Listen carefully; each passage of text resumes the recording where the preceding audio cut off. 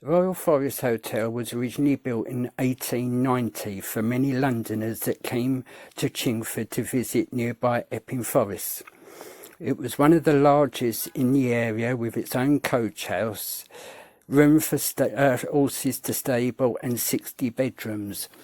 In 1912, a huge fire tore through the building and reportedly burned for 2 days, trapping and killing 2 guests and a fireman on the top floor.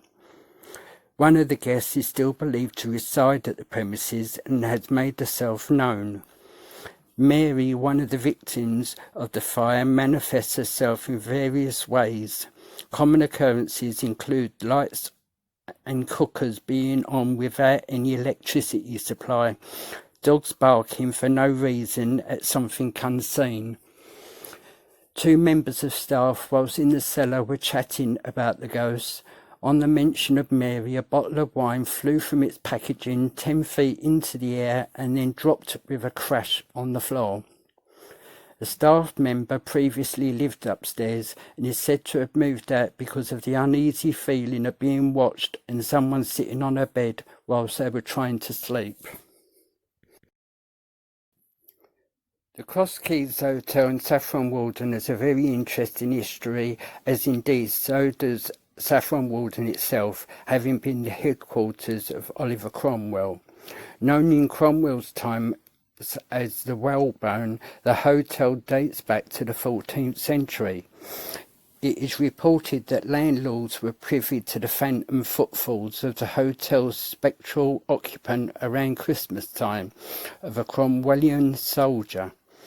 The very heavy, slow, ponderous footsteps are heard through the corridor, which has a blind end, usually between 11 p.m. and midnight.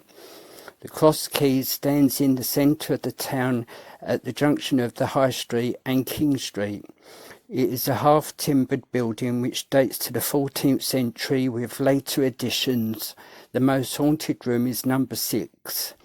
Reported unexplained phenomena has been the smell of garlic, inexplicable flashing lights, changes in temperature, sensations of being touched, and black shadows.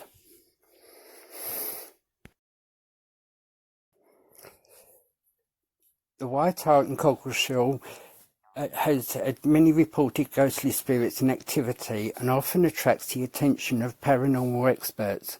Parts of the White Hart date back to the 15th century and was originally an important coaching inn located in the old market town of Cockleshall. It has 20 bedrooms with contemporary decor blending in with its original features. With its higgledy-piggledy off-centre corridors, it's not surprising you feel a bit spooked out. It retains many of its original features, so it's not surprising that the decor is not the only thing to have stuck around over the years. 2 young children have reportedly been spooking guests over the years. They are supposed to be the ghosts of whom had died in a fire. Guests have claimed of a sudden temperature drops and a feeling of being watched, objects moving on their own, and audible phenomena. Mysterious tapping in rooms, spooky flashing lights in the halls. There have been reported incidents in rooms 2, 5 and 19 from a lady who stays on regular weekends who won't stay in room 2 after she felt someone sit on her bed during the night and touch her.